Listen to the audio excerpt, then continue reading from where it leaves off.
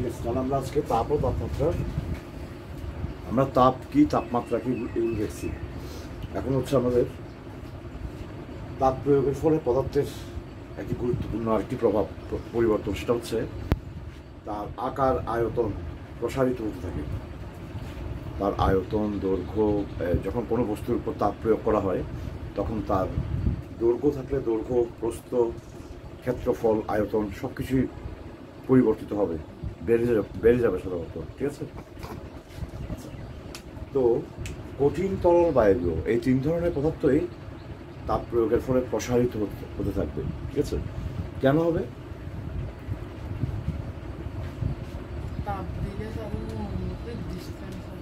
হ্যাঁ, কেন ডিস্টেন্স হবে? গতিশক্তি বাড়বে, যতটুকু বাইরে যাবে ততটুকু ভিতরে প্রবেশ করবে না। অণুগুলো তো কাঁপে, তাই না? দুইটা অণুর মধ্যে দূরত্ব একবার বেড়ে যায়, একবার কমে যায় নর্মালি। কিন্তু তাপ প্রয়োগ করলে কী হবে? আরও বাড়তে থাকবে, কমবে, অতটা কমবে না। কাজেই অণুগুলোর মধ্যে দূরত্ব বাড়তে থাকবে, যার জন্য পদার্থ প্রসারিত হবে। ঠিক আছে, আচ্ছা, তো প্রথমে আমরা দেখবো যে কঠিন পদার্থের প্রসারণ তাপ প্রয়োগের ফলে।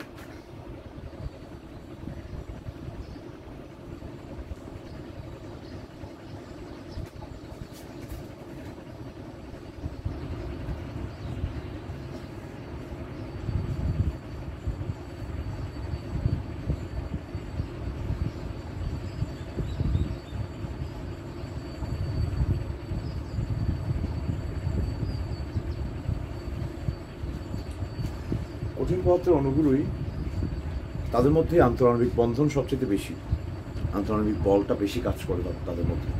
ঠিক আছে, তো যার ফলে তাদের যখন তাপ দেওয়া হয় তখন অণুগুলো প্রসারিত হয় ঠিক, কিন্তু অতটা প্রসারিত হবে কি? কে বেশি প্রসারিত হবে, কঠিন, তরল না বায়বীয়?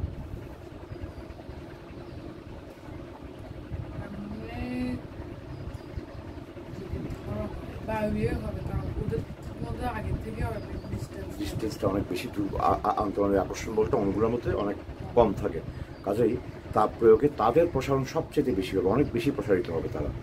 তরল পদার্থ মাঝামাঝি হবে, কঠিন পদার্থের প্রসারণ সবচেয়ে কম হবে। ঠিক আছে, এটা একেবারে আমরা বুঝতে পারবো না, তাপ দিলে যে এরকম করে বেড়ে যাবে তা না, কিন্তু গ্যাসীয় পদার্থের প্রসারণ যদি আমরা চোখে দেখতে পারতাম আমরা স্পষ্ট বুঝতে পারতাম। ঠিক আছে,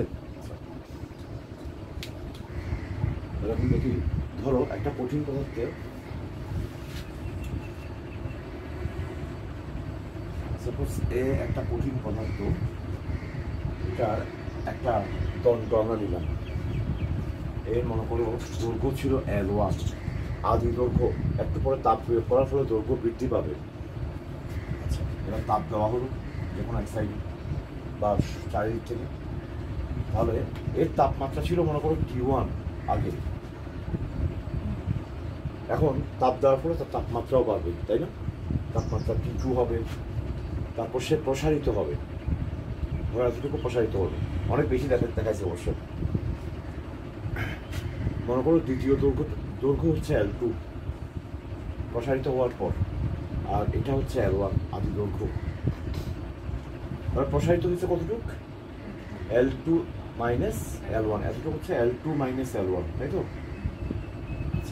এখন এই যে প্রসারিত হয়েছে, প্রসারণটা, এই প্রসারণ এতটুকু L2 মাইনাস L1 প্রসারণটা কি কি বিষয়ের উপর নির্ভর করে আমরা একটু দেখি।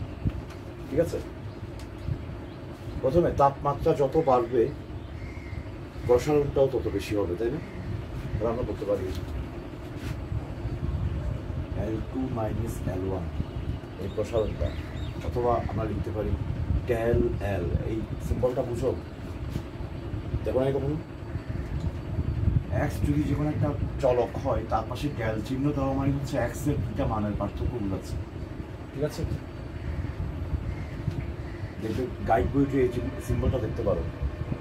তাহলে এই যে ডেল L, এটা আর কি, এটা তাপমাত্রা যত বৃদ্ধি পাবে এটাও তত, এই প্রসারণও তত বেশি হবে। তাপমাত্রা যদি দ্বিগুণ বেড়ে যায়, তাপমাত্রার পরিবর্তনটা যদি, তাপমাত্রার পরিবর্তন কত এখানে? T2 মাইনাস T1, তাই না? এই পরিবর্তন যত বেশি হবে প্রসারণটাও তত বেশি হবে, দৈর্ঘ্যের পরিবর্তনটা। এটা তো বুঝতেছো? তাপমাত্রা যত বাড়বে অণুগুলোর গড় গতিশক্তি বাড়তে থাকবে। তাপমাত্রার পরিবর্তন যদি ডবল হয় তাহলে প্রসারণ কি হবে? ডবল হবে। ঠিক আছে, আমার কথা বুঝছো? তাপমাত্রা পরিবর্তনটা ডবল হয়ে গেল, আগে যা ছিল তার থেকে পরিবর্তনটা ডবল হয়ে গেল, তখন কি হবে? অণুগুলোর গড় গতিশক্তি আরো বাড়বে না? বুঝতে পারছো? হ্যাঁ, বাড়বে। ঠিক আছে, তাহলে গতিশক্তি যেহেতু বাড়বে তাহলে প্রতি অণুর মধ্যে ডিস্টেন্সও বেড়ে যাবে তত বেশি। গতিশক্তি বাড়া মানে কি? আগে ডিস্টেন্স যদি 1 থাকতো, এখন ডিস্টেন্স হয়ে যাবে 2, তাই না? গতিশক্তি ডবল হওয়া মানে কি? আগে ডিস্টেন্স 2 থাকলে এখন 4 হয়ে যাবে। দেখো, বুঝতে পারছো? তাহলে আমরা বলতে পারি মোটামুটি, একটা সবসময় যে অ্যাকুরেট হয় তা না, এই দৈর্ঘ্যের এই পরিবর্তনটুকু তাপমাত্রার পরিবর্তনের উপর নির্ভর করে, বুঝতে পারছো? এবং তাপমাত্রার পরিবর্তনের সমানুপাতিক হয়। ঠিক আছে, এটা ডবল হলে এটাও ডবল হয়। তাপমাত্রা ডবল হলে না, তাপমাত্রার পরিবর্তনটা যদি ডাবল হয় এটাও ডবল হয়ে যাবে। যদি এটা 3 গুণ হয় এটাও 3 গুণ হয়ে যাবে। ঠিক আছে, অর্থাৎ আমরা এভাবে লিখতে পারি দেখি, L2 minus L1 is proportional to T2 minus T1, তাই না? আচ্ছা, এই দৈর্ঘ্য প্রসারণটা আর কোনো বিষয়ের উপর নির্ভর করবে? আরেকটা বিষয়ের উপর নির্ভর করবে, আদি দৈর্ঘ্য কত ছিল সেটার উপর।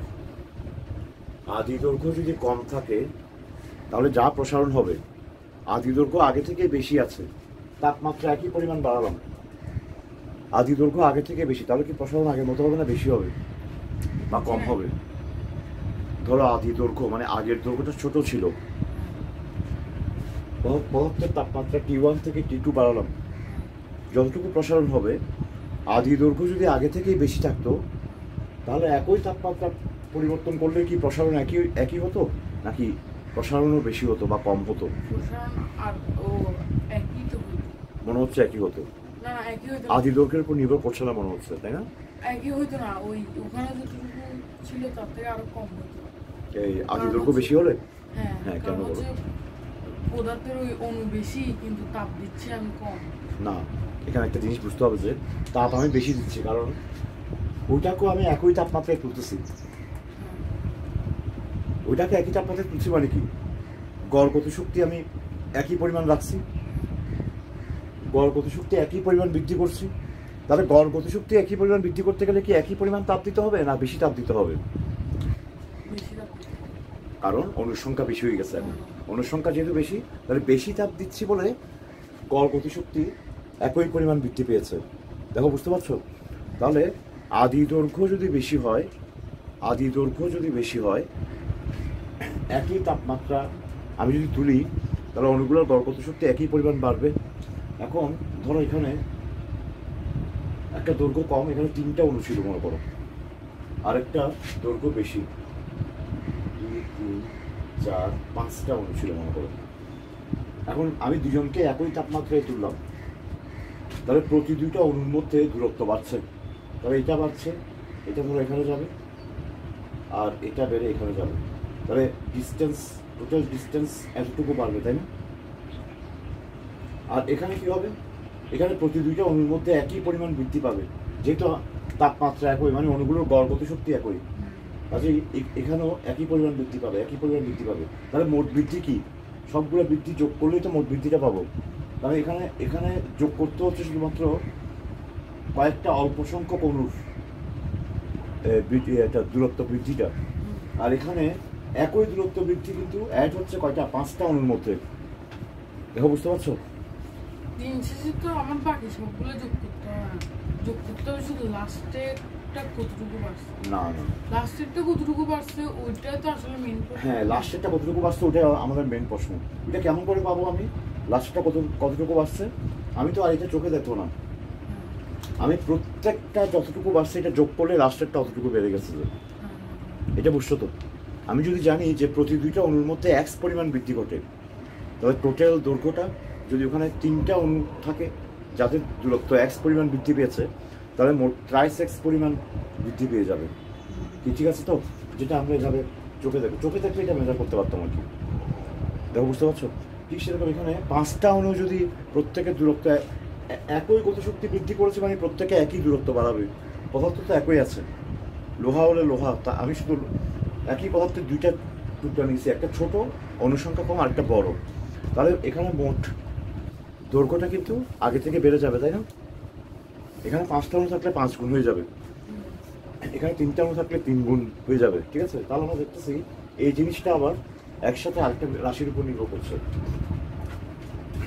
সেটা হচ্ছে আদি দৈর্ঘ্য। এটা তাপমাত্রা পরিবর্তনেরও সমানুপাতিক, আবার আদি দৈর্ঘ্যেরও সমানুপাতিক। বুঝতে পারছো কিনা কে জানে? একসাথে গুণ করে দিলাম L1, এই রাশিটা সমানুপাতিক। বুঝতে পারছো? এটারও সমানুপাতিক, এটারও সমানুপাতিক, কাজে এদের গুণফলেরও সমানুপাতিক হবে। তাহলে আমরা বলতে পারি L2 minus L1 is proportional to L1 into T2 minus T1। এখানে একটা সমানুপাতিক ধ্রুবক আছে না? L2 minus L1 সমান, এটাকে আলফা দিয়ে প্রকাশ করা হয়। এটাকে বলা হয় এই কঠিন পদার্থটির দৈর্ঘ্য প্রসারণ সহগ। ঠিক আছে?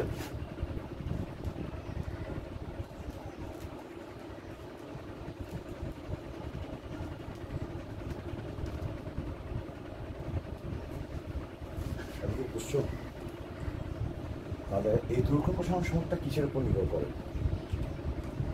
এটা কি তাপমাত্রা পরিবর্তনের উপর নির্ভর করে, আদি দৈর্ঘ্যের উপর নির্ভর করে, এই রাশিগুলোর উপর নির্ভর করে? কোনটার উপর? আলফাটা। সহগ বলতে হচ্ছে যে কোনো একটা চলকের পাশে যে ধ্রুবকটা থাকে তাকে বলা হয় সহগ। জানো না বহুপদী গণনে এক্স স্কোয়ার, এখানে এক্স যদি চলক হয়, এক্স স্কোয়ারের সহগ কত? 2 করতে গেছে, এটা এক্স, আচ্ছা এক্স স্কোয়ার। হ্যাঁ, তাহলে এক্স স্কোয়ারের সহগ কত? এ। তো সহগ তো ছিল, আচ্ছা এটাকে আলফা বলছে। আচ্ছা, এই সহগটাকে আলফা দিয়ে প্রকাশ করা হয়। দৈর্ঘ্য প্রসারণ ধ্রুবকও বলে, দৈর্ঘ্য প্রসারণ গুণাঙ্কও বলে। তোমাদের বইয়ে কি দিয়েছে আমি জানি না।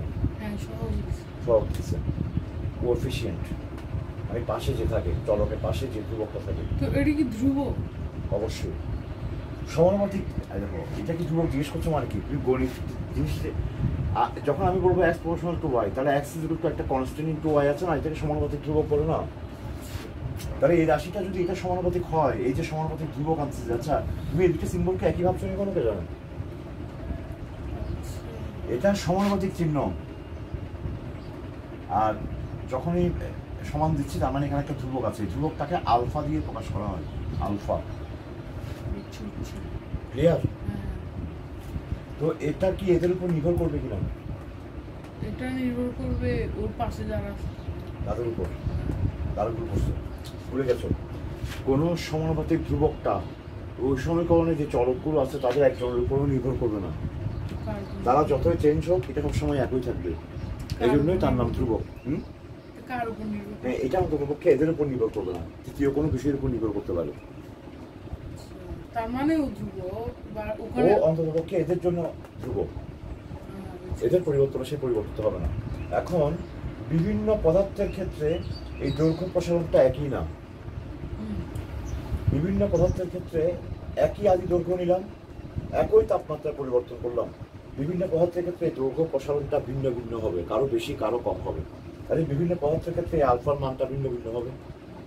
তাহলে আলফা একমাত্র পদার্থের গুণাগুণের উপর নির্ভর করে, তাই না? আর কিছুর উপর নির্ভর করে না। এটা পদার্থের উপাদানের উপর, এটা কি তামা নাকি লোহা, এটা বা কাঠ, এটার উপর নির্ভর করে। ঠিক আছে? তাহলে আলফা একমাত্র পদার্থের উপাদানের উপর নির্ভর করে, কোনো কিছুর উপর নির্ভর করে না।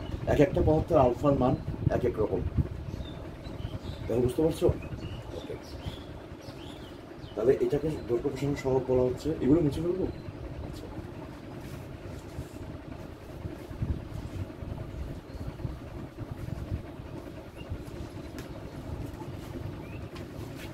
তাহলে দেখো, আমরা এই লাইনটাকে এভাবে লিখি, সুতরাং এখান থেকে পক্ষান্তর করে পাচ্ছি আলফা সমান কি হবে দেখি বলো। L2 উপরে না? Minus L1 L1 divided by alpha মানে নিচে আলফা সমান কি হবে? আচ্ছা ওখানে আলফা আসবে আসল কথা L1 into T2 minus T2 minus T1 এ হচ্ছে দৈর্ঘ্য প্রসারণ সহগ কঠিন পদার্থের। এটার একক কি হবে?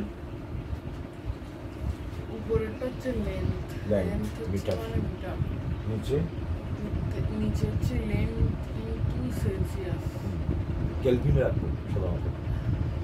কেলভিন হলে লেন্থ মানে মিটার মিটার আর সেলসিয়াস না কেলভিন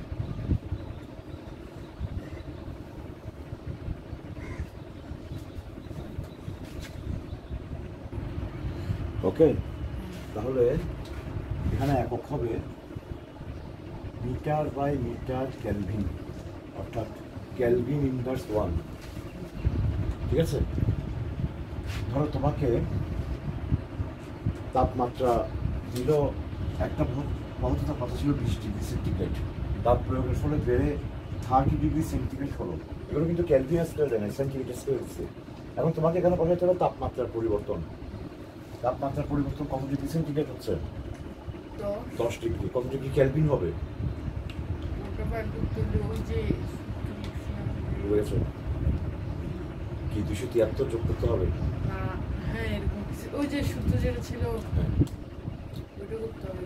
এটা করতে হবে না, কারণ তাপমাত্রার পরিবর্তন দুই ক্ষেত্রে একই।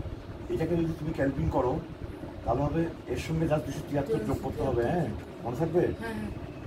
এর সঙ্গেও 273 যোগ করতে হবে। যখন তুমি বিয়োগ করতেছো তাপমাত্রার পরিবর্তন, তখন এখানে নিলে 10 ডিগ্রি সেন্টিগ্রেড, সেখানে নিলে দেখো আমার কেলভিনে নিয়ে যাওয়ার দরকার। আমার তো সেলসিয়াসে থাকলে তো মান যেটা কি ইয়াতে আসবে, এখানে আমার সেমই আছে। তোমাকে সেলসিয়াসেই দিবে। তাপমাত্রার পরিবর্তন এককটা লিখবো কেলভিনে আমরা। একই তো কথা, মানে জাস্ট এককটা চেঞ্জ করতে হবে। তো ওটাকে আমাদের ওদেরকে দেখাতে হবে। আমি এরকম লিখলে সমস্যা হবে না? 20 ডিগ্রি সেলসিয়াস ইকুয়ালস টু মানে না, এটা লিখতেই হবে না। এখানে তাপমাত্রার পরিবর্তন লিখবো আমরা T2 মাইনাস T1, আমরা লিখবো 30 minus 20 degree centigrade is equal to 30 minus 20 kelvin is equal to 10 kelvin. এখন তুমি কি বলতে পারছো যে তাপমাত্রা একক কেন কেলভিনে দিব আমি? ওই যে ওইটার জন্য কেন আমি এখানে ডিগ্রি সেন্টিগ্রেডে দিতে পারতাম?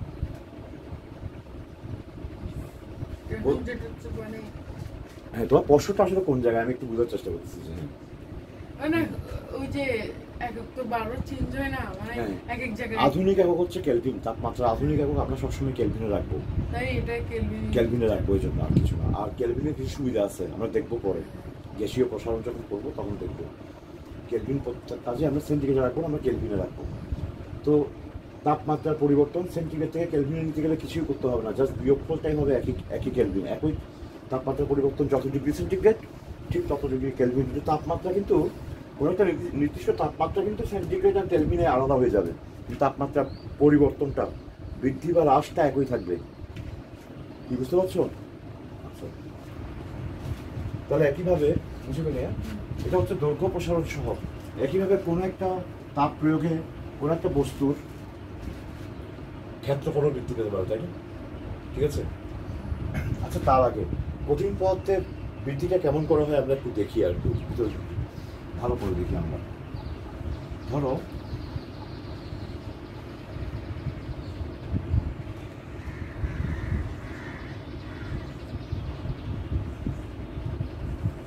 কঠিন পদার্থের কয়েকটা অণু দেখালাম, 8টা অণু, তাই না?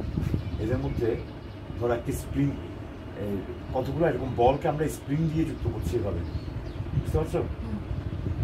টানলে আবার সংকুচিত হয়ে যাবে।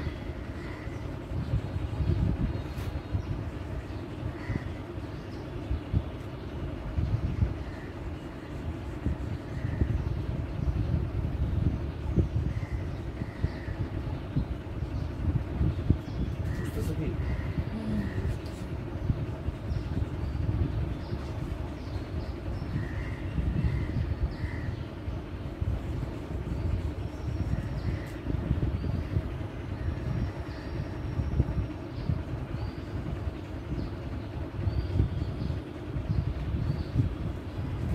3D একটা বাক্সের মতো বানাবো। এখন যখন তাপ প্রয়োগ করা হবে তখন প্রতিটি অণু প্রসারিত হবে, স্প্রিংগুলো প্রসারিত হয়ে যাবে। দেখো, বুঝতে পারছো? তারপর আবার যেহেতু তাদের মধ্যে আবার স্প্রিং কী করবে, স্প্রিং যেহেতু এদেরকে টেনে কাছে আনবে তখন কাছে আসতে চাইবে এরা, স্প্রিংয়ের টানে কাছে এসে ভিতরে কি অতটুকু প্রবেশ করতে পারবে? স্প্রিং যতটা বেশি প্রসারিত করবে, সংকুচিত করবে তার চেয়ে কম। দেখো আমার কথাটা বুঝছো? এখানে সংকুচিত করতে গেলেই না, এই যেমন ধরো এখানে তুমি যদি দূরত্ব কমাতে চাও, ওদিকে দূরত্ব বেড়ে যেতে থাকবে, প্রসারিত হতে থাকবে, ওরা তখন উল্টো দিকে টান দেবে। বুঝতে পারছো? কনস্ট্রাকশনটা বুঝছো কিনা আমি জানি না। ধরো এই দিকটা ভিতরে ঢুকে যাচ্ছে, তখন এদের মধ্যে কিন্তু স্প্রিং প্রসারণ হওয়া শুরু করবে। তখন এই প্রসারণ দুইটা এই সংকোচনটাকে রেজিস্ট করবে। একটা সংকোচনের এগেনস্টে কয়েকটা প্রসারণ আছে, যার ফলে প্রসারিত যতটুকু হতে পারবে, সংকুচিত ততটুকু হতে পারবে না। প্রত্যেকটা অণুর জন্য এটা পরিচিত কথাটা। তবে এই ধরনের স্ট্রাকচার, ধরো একটা স্ট্রাকচার এরকম কমপ্লেক্স স্ট্রাকচারের জন্য আসলে তাদের মধ্যে যেহেতু শুধুমাত্র দুইটা অণু না, কয়েকটা অণুর মধ্যে আকর্ষণ বল কাজ করছে, আশপাশে অনেকগুলো অণুর সাথেই এর আকর্ষণ বিকর্ষণ কাজ করছে। কাজে যতটুকু প্রসারিত হবে তাদের ফলে ততটুকু সংকুচিত হবে না, নিট এরিয়াটা, ক্ষেত্রফলটা বাড়তে থাকবে, তাদের আয়তনও বাড়তে থাকবে। বুঝতে পেরিয়ে?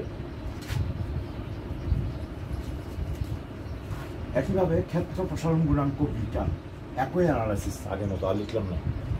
বিটা, এখানে ক্ষেত্র প্রসারণ সহগকে বিটা দিয়ে প্রকাশ করা হবে। হ্যাঁ, এটা হবে জাস্ট ক্ষেত্রফলের পার্থক্য আলফার মতো, ডিভাইড বাই আদি ক্ষেত্রফল ইন্টু হচ্ছে তাপমাত্রার পরিবর্তন। একই একক, কেলভিন ইনভার্স 1। আয়তন প্রসারণ সহগকে গামা দিয়ে প্রকাশ করা। এই দিয়ে কি বোঝায়? মানে এরিয়া, লেংথ, এরিয়া, ক্ষেত্রফল। গামা আয়তন প্রসারণ সহগ, volume coefficient, volume expansion coefficient. Volume V2 minus V1 divide by V1 into T2 minus T1। একই একক, কেলভিন ইনভার্স 1। এই তিনটা হচ্ছে তিন ধরনের প্রসারণ সহগ, দৈর্ঘ্য প্রসারণ সহগ, ক্ষেত্র প্রসারণ সহগ, আর হচ্ছে আয়তন প্রসারণ সহগ। বুঝতে পেরেছো? এখন এই তিনটা প্রসারণ সহগ, এদের একক একই, এদের মধ্যে কোনো সম্পর্ক আছে কিনা? সাধারণত কঠিন পদার্থের খুব অল্প তাপমাত্রার পরিবর্তন হলে, তাপমাত্রার পরিবর্তন খুব বেশি না হলে এই তিনটার মধ্যে সম্পর্ক পাওয়া যায় মোটামুটি একটা। 2 alpha, gamma is equal to 3 alpha. কেন? লেন্থ সম্ভবত এখানে লেন্থ ডাবল হওয়ার কারণে সম্ভবত বিটা হয়, এরকম কিছু একটা হবে, যেটা আমি লেন্থ ডাবল হওয়ার কারণে। হ্যাঁ, না আমি এই যেহেতু সম্পর্কটা আসলে লেন্থ আর ক্ষেত্রফল হচ্ছে দুইটা করে লেন্থ গুণ হবে, হ্যাঁ, আর আয়তন হচ্ছে তিনটা করে লেন্থ গুণ হবে, ওইটার জন্য দুইটার জন্য হবে। এখন তুমি কি বিভিন্ন বস্তুগুলোর আয়তন, ক্ষেত্রফলের সূত্র জানো? ভুলে গেছি। আচ্ছা, ক্ষেত্রফলের না, ক্ষেত্রফলের সূত্র তো সবার তো একই না, এক একটা বস্তুর এক একটা হবে। ভুলে গেছি আসলে। হলে হবে, গণিতে ভুলে গেলে তো হবে না। আর ওগুলো মুখস্থ না, ওগুলো তুমি বুঝছো কিনা এই কথা কথা। ক্ষেত্রফল কেন দৈর্ঘ্য কোন প্রশ্ন, এগুলো কি বুঝতে হবে না? কখন ক্লাস নেব ওগুলো? আচ্ছা, বুঝতে পারছি।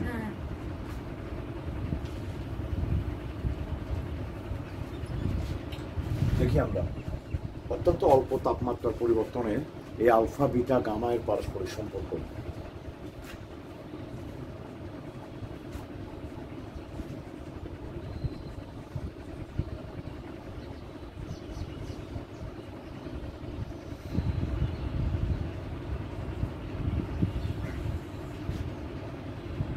ওই আবার একটা ঘনক আকৃতি বস্তু নিলাম, ঠিক আছে?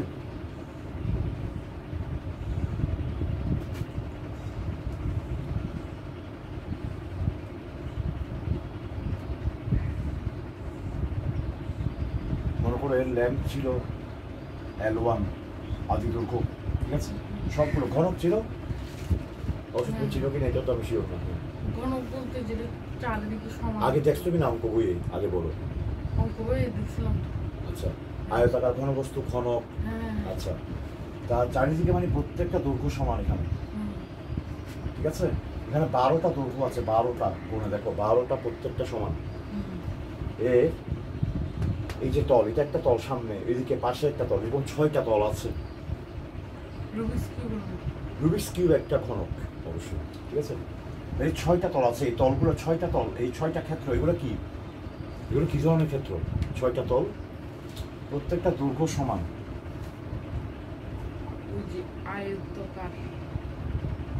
দৈর্ঘ্য সমান হলে এগুলো সমকোণ, সবগুলো সমকোণ, ঠিক আছে? এগুলো সব সমকোণ। বর্গ না, ওটাই আমি তোমার থেকে জানতে চাচ্ছি আর কি। এগুলো সবগুলো সমকোণ, ঠিক আছে? বর্গাকার, তাহলে প্রত্যেকটা 6টা পৃষ্ঠ, প্রত্যেকটা হচ্ছে বর্গক্ষেত্র।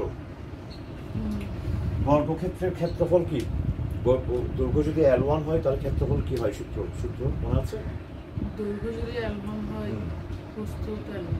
প্রস্থ তো L1, তাহলে ক্ষেত্রফল L1 স্কোয়ার, ঠিক আছে? তাহলে ক্ষেত্রফল, এর প্রত্যেকটা পৃষ্ঠের ক্ষেত্রফল A1 হবে L1 স্কোয়ার, তাই না? এই ঘনকটার আয়তন কি হবে সূত্র জানো? যেহেতু 6টা তল, তাহলে না, তুমি কি 6টা তল ক্ষেত্রফল যোগ করছো? যোগ, হ্যাঁ, ওগুলো তো পৃষ্ঠের ক্ষেত্রফল পাবা, তুমি ভিতরে জায়গাটা তো পাচ্ছ না। আচ্ছা, হ্যাঁ, আয়তন জিনিসটা বুঝো কিনা, এটা হচ্ছে কথা আগে। হাইট, হ্যাঁ, হাইট ও L1,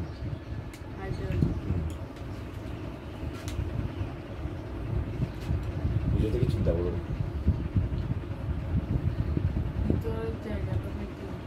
বের করতে গেলে দৈর্ঘ্য, প্রস্থ আর হাইট গুণ করতে হয়, তিনটা একসাথে।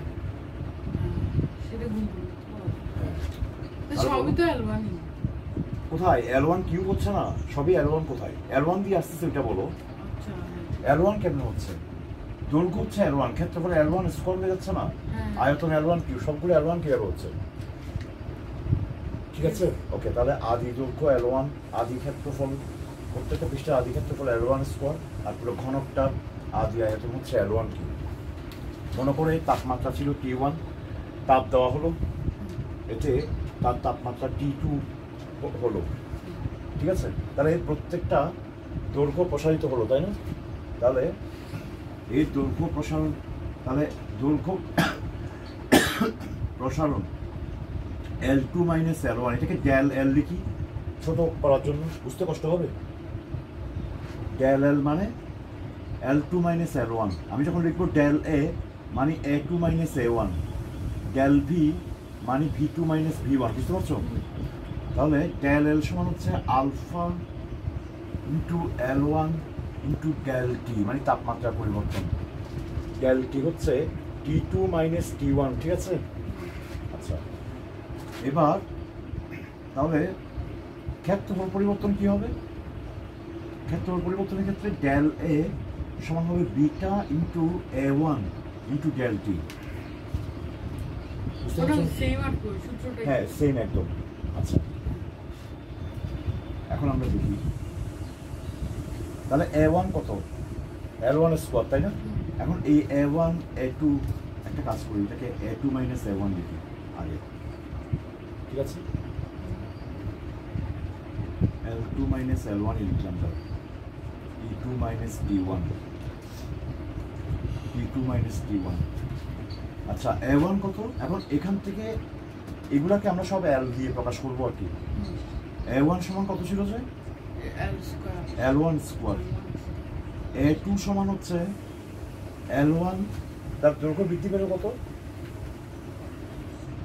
L1 plus L2 minus L1, মানে L2 স্কোয়ার, কেমন? L2 স্কোয়ার, দৈর্ঘ্য সব দিকে বৃদ্ধি পেয়ে L2 হলো, L2 স্কোয়ার। তাহলে A2 মাইনাস A1 সমান হচ্ছে, এখানে মান বসাই দিই, L2 square minus L1 square সমান হচ্ছে beta into L1 square into T2 minus T1। তাহলে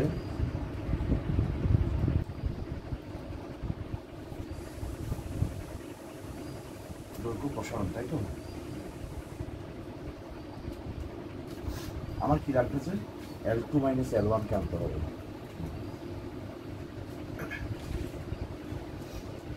L2 সমান হচ্ছে L1 প্লাস ডেল এল, বুঝতে পারছো না কোথায় যাচ্ছে? L1 এর সঙ্গে এখন ডেল এলটা এই সিম্বলটা ইউজ করলে ভালো হয় আসলে। L2 কে লিখলাম L1 plus del L whole square L2 square, ঠিক আছে, মাইনাস L1 স্কোয়ার সমান হচ্ছে beta into L1 square into P2 minus P1। তাহলে কত হচ্ছে এখানে? A plus B whole square সূত্র মানলে L1 স্কোয়ার, ঠিক আছে, plus 2L1 into del L plus del L whole square minus L1 square is equal to beta into L1 square into P2 minus P1। বুঝতে পারছো? আর জটিল হয়ে যাচ্ছে, আমি কি জটিল করে করতেছি? আচ্ছা ঠিক আছে, দেখা যাক। আমি যেহেতু এগিয়ে যাচ্ছি এভাবে, তাহলে L1 স্কোয়ার আর L1 স্কোয়ার চলে গেছে এখানে, তাই না? আর তাপমাত্রার পরিবর্তন খুব কম হলে দৈর্ঘ্যের পরিবর্তন ডেল এলটাও অত্যন্ত কম বিবেচনা করা যায়। অত্যন্ত কম হলে ডেল এল স্কোয়ারটাকে অমিট করা যায়, তাই না? বুঝো নাই বলে কেন বলো তো? হালকা একটু ওটা না, তাহলে তো ডেল এলকে অমিট করতে পারতাম। ডেল এল স্কোয়ারটা আরো ছোট হবে, এটা জানো? ডেল এল স্কোয়ার কারণ হচ্ছে যে ওদিকে দুইটা মিলবে ওখানে এগুলো গণিতের বিষয়। কোনো একের থেকে ছোট কোনো সংখ্যার উপর তুমি যত পাওয়ার দিবে তত সেটা মান কমতে থাকবে, বাড়বে না, উল্টো কমবে। তো ওখানে আগে থেকে ছোট ডেল এর অত্যন্ত ক্ষুদ্র, ডেল এর অত্যন্ত ছোট, খুব কম বৃদ্ধি হয়েছে। তাহলে তার স্কোয়ারটা আরো শূন্যের কাছাকাছি না? তাহলে প্রায় অমিট করা যায়, প্রায় জিরো ধরলে খুব একটা বেশি ইরর হবে না এই ইকুয়েশনে। তাহলে এগুলোকে জিরো এটা অ্যাডভান্স করতে শিখে তাহলে আমরা পাচ্ছি 2L1 ইন্টু ডেল এল সমান beta L1 square into P2 minus P1, ঠিক আছে? লিখতে হবে এগুলো, এখানে থাকবে, এগুলো বুঝে পারবো।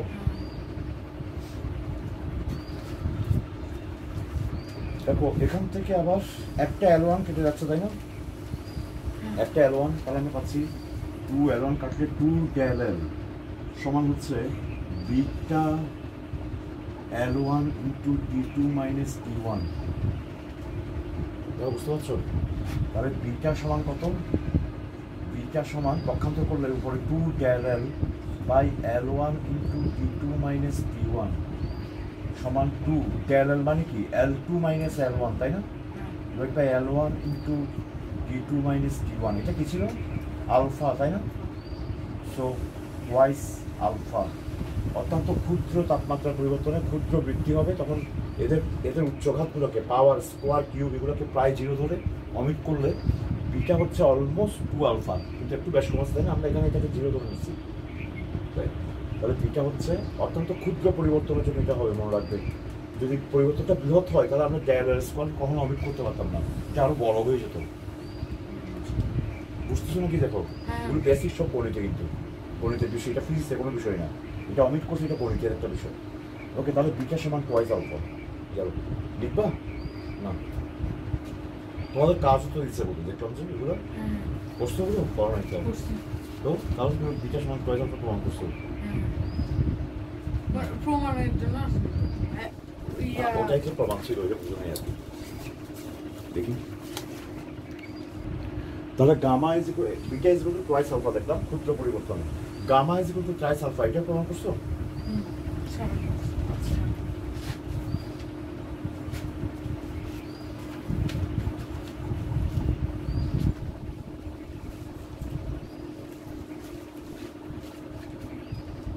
তাহলে একটু দেখি gamma is equal to twice alpha. না তুমি জানো না যেটা প্রমাণ করে বলতে পারো, ঠিক আছে? কেন তোমরা কি জানো? আচ্ছা আমি এখান থেকে শুরু করতেছি। তাহলে V2 কিউব সমান হচ্ছে মাইনাস V1 কিউব সমান হচ্ছে গামা ইন্টু, হ্যাঁ তুমি যদি পড়ে থাকো তাহলে আর করতে হবে না আমাদেরকে। আর V1 কিউব লিখতেছিল না, V2 মাইনাস V1 লিখতে পেরেছিলাম না। করতে পারবে? এখন করতে পারো তুমি? V2 মাইনাস V1 সমান আমরা জানি gamma into V1 into P2 minus T one, তাই না? এখন এই ভি টুকে লিখি L one plus del L whole square, ঠিক আছে? মাইনাস সরি হোল স্কোয়ার থেকে হোল কিউব না, আয়তন এল ওয়ান কিউব সমান gamma into L one cube into T two minus T one. তাহলে এটাকে প্লাস হোল কিউব সূত্র ভাঙি, ভাঙছিল এরকম করে করছিল তো? প্লাস হোল কিউব ভাঙলে L one cube plus three L one into del L square plus three L one square into del L plus del L whole cube, তাই না? সমান মাইনাস এল ওয়ান কিউব সমান হচ্ছে gamma into L one cube into T two minus T one. তাহলে এখানে এল one cube চলে যাচ্ছে, আর এই ডেল এল হোল কিউব এমনি অনেক এই ডেল এল এর উচ্চঘাতগুলোকে আমরা জিরো ধরতে পারবো। তাহলে এটাও যাচ্ছে কি কেমন, এটাও জিরো এটাও জিরো, এটা তিনটা জিরো কল্পনা করে নিতে পারি আমরা, এত ক্ষুদ্র দৈর্ঘ্যের পরিবর্তন হচ্ছে। তাহলে এই পাশে থাকতেছে three L one square del L is equal to gamma into L one cube into T two minus T one. L one square দিয়ে ভাগ করলে three del L is equal to gamma into L one, বুঝতেছো কিনা এটা জানেন? হ্যাঁ, তাহলে gamma সমান three into del L by L one into T two minus T one, এটা হচ্ছে alpha. So then gamma is equal to thrice alpha. তাহলে beta is equal to twice alpha, gamma is equal to thrice alpha. এই দুটোকে একসাথে এভাবে লেখা যায়, alpha by one is equal to beta by two is equal to gamma by three, এভাবেও লিখতে পারো। তাহলে এই হচ্ছে আলফা বিটা গামা এর পারস্পরিক সম্পর্ক, ঠিক আছে? এই ভিডিওটা এখানে শেষ করি, আরেকটা শুরু করবি।